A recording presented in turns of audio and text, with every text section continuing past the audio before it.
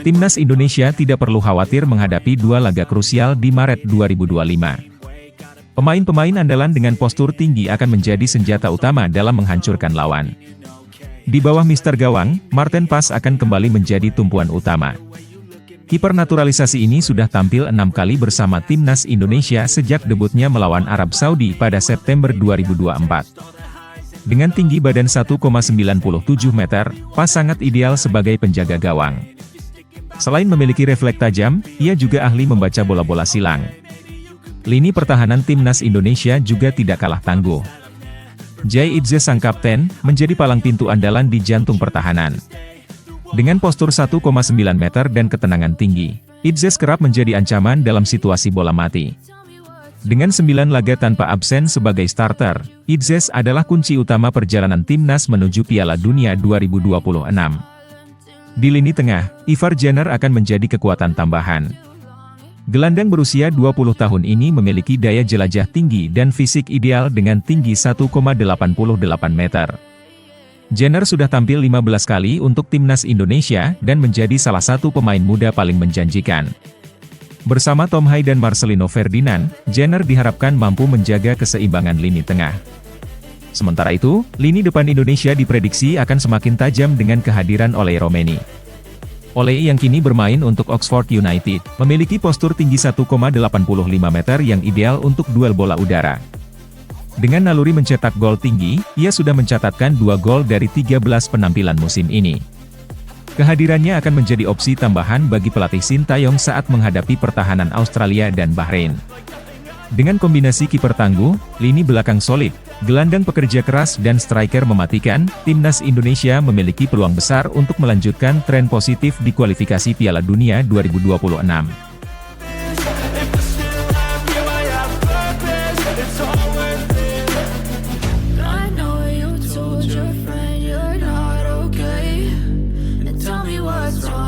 Pratama Arhan kini menjadi pusat perhatian setelah Suwon FC memutuskan untuk tidak memperpanjang kontraknya pada bursa transfer Januari 2025. Media Korea Selatan NET menyoroti kegagalan pemain-pemain ASEAN, termasuk Arhan, untuk bersinar di Liga Korea. Karir Arhan di Korea Selatan hanya berlangsung selama setahun sejak ia bergabung pada Januari 2024. Kepergian Arhan memicu perdebatan tentang efektivitas program kuota pemain Asia Tenggara di Liga Korea. Program ini dimulai pada 2020 dengan tujuan memperluas pasar sepak bola Korea ke Asia Tenggara. Namun, laporan dari Newsnet menyebutkan bahwa program ini gagal mencapai tujuan utamanya pada tahun 2025. Dari sekian banyak pemain ASEAN yang datang ke Korea, hanya Asnawi Mangkualam yang dianggap berhasil. Asnawi Mangkualam menjadi satu-satunya pemain Asia Tenggara yang memiliki catatan impresif di Liga Korea. Dalam 66 pertandingan bersama Ansan Greeners dan Jeonnam Dragon dari 2021 hingga 2023, ia mencetak 2 gol dan memberikan 5 assist. Sebaliknya, pemain lain seperti Pratama Arhan, Nguyen Chong Phuong, dan Nguyen Van Toan seringkali hanya menghangatkan bangku cadangan. Arhan menjadi satu-satunya pemain ASEAN di Liga Korea 1 dan Liga Korea 2 pada 2024 tetapi tetap kesulitan mendapatkan menit bermain. Laporan Newsnet menyebutkan bahwa keterbatasan kemampuan teknik menjadi penyebab utama kegagalan pemain ASEAN di Liga Korea. Hal ini membuat mereka kesulitan bersaing dengan pemain Korea yang memiliki kemampuan lebih baik. Akibatnya, para pemain ASEAN jarang mendapat kesempatan bermain dan tidak memberikan dampak signifikan pada strategi pemasaran klub. Dampak positif yang terlihat hanyalah peningkatan jumlah pengikut di media sosial pemain tersebut, yang dianggap tidak cukup untuk membenarkan keberadaan mereka di liga. Such a disgrace. I never really asked to be brought into this place. You wanna love me? Well then baby I have a taste. All the highs and the lows, no you'll never be the same. I don't really want... Sintayong menjadi sorotan setelah rumor tentang hengkangnya dari Timnas Indonesia mencuat di media Italia. 2 hari setelah isu tersebut beredar, Sin memberikan tanggapan melalui unggahan di akun Instagram pribadinya. Dalam unggahannya, ia menyampaikan selamat tahun baru dan meminta dukungan penuh dari masyarakat Indonesia. Pesan ini dianggap sebagai tanggapan tidak langsung terhadap rumor yang menghebohkan dunia sepak bola nasional. Kontribusi Sintayong selama melatih Timnas Indonesia tidak bisa dipandang sebelah mata. Ia rela mengorbankan waktu bersama keluarganya di Korea Selatan demi kemajuan sepak bola Indonesia. Di bawah kepemimpinannya, timnas Indonesia mampu bersaing di tingkat Asia.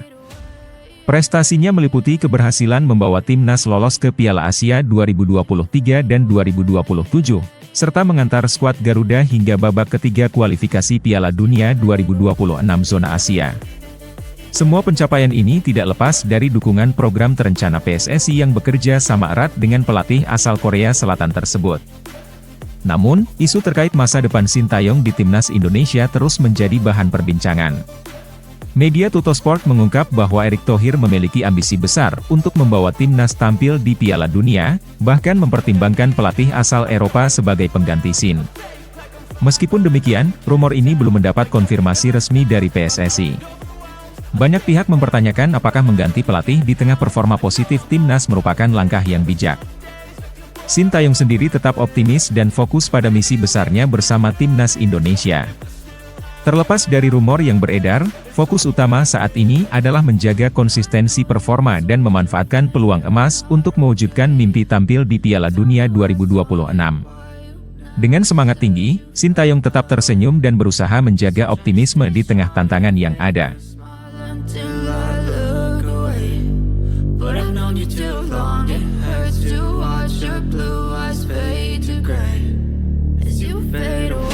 Federasi Sepak Bola Malaysia tengah melakukan revolusi besar dalam upaya membangkitkan kembali kejayaan sepak bola negeri tersebut. Mereka menunjuk dua sosok penting untuk memperkuat struktur organisasi dan performa timnas Malaysia. Peter Klamovski kini menjabat sebagai pelatih kepala, sementara posisi CEO dipercayakan kepada Robert Douglas Friend, mantan pemain timnas Kanada. Penunjukan ini diharapkan menjadi langkah awal yang membawa angin segar bagi sepak bola Malaysia yang sempat mengalami masa-masa sulit. Paulo Jose, striker naturalisasi timnas Malaysia asal Brasil, menyambut baik perubahan besar ini. Ia optimis langkah yang diambil FAM dapat membawa dampak positif bagi Harimau Malaya di masa depan. Namun, ia mengingatkan bahwa perubahan seperti ini tidak akan memberikan hasil instan. Menurutnya, kerjasama yang solid antara pelatih, manajemen, dan pemain adalah kunci untuk menciptakan tim yang tangguh. Di tengah usianya yang sudah menginjak 35 tahun, Paulo Jose tetap menunjukkan semangat juangnya. Ia menyatakan siap memberikan kontribusi maksimal untuk timnas Malaysia kapanpun dibutuhkan. Bagi Paulo, keberadaan pelatih baru seperti Peter Klamovski membawa harapan besar, terutama dalam menciptakan strategi yang lebih modern dan efektif. Ia percaya, jika semua pemain memiliki dedikasi yang sama, masa depan Harimau Malaya akan lebih cerah. Robert Douglas Friend, yang kini menjabat CEO FAM, memiliki misi besar untuk mereformasi organisasi. Dengan latar belakangnya sebagai mantan pemain profesional, ia diharapkan mampu memahami kebutuhan tim secara mendalam. Robert telah menyusun rencana strategis untuk meningkatkan kualitas kompetisi domestik dan pengembangan bakat muda. Langkah-langkah ini diharapkan dapat memberikan fondasi yang kuat bagi sepak bola Malaysia untuk bersaing di level internasional.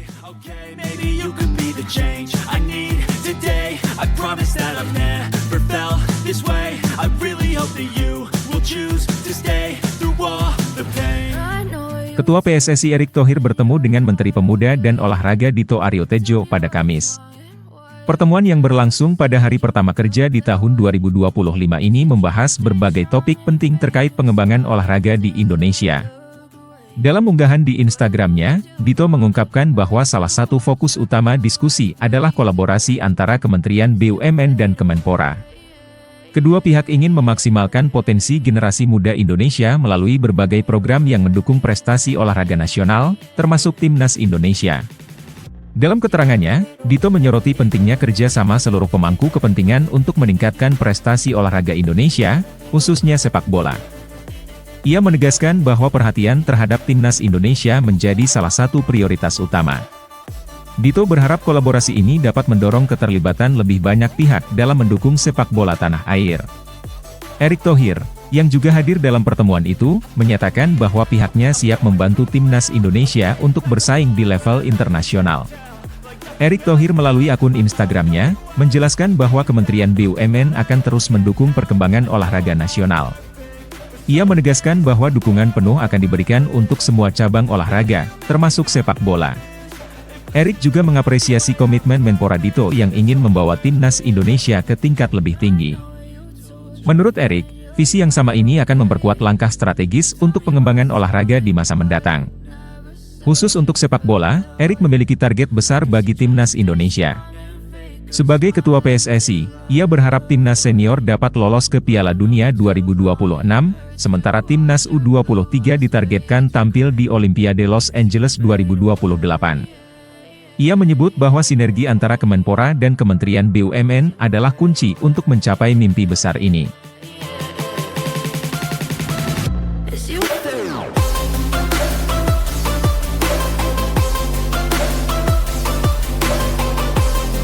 Timnas Indonesia tampil kompetitif di babak ketiga kualifikasi Piala Dunia 2026 zona Asia.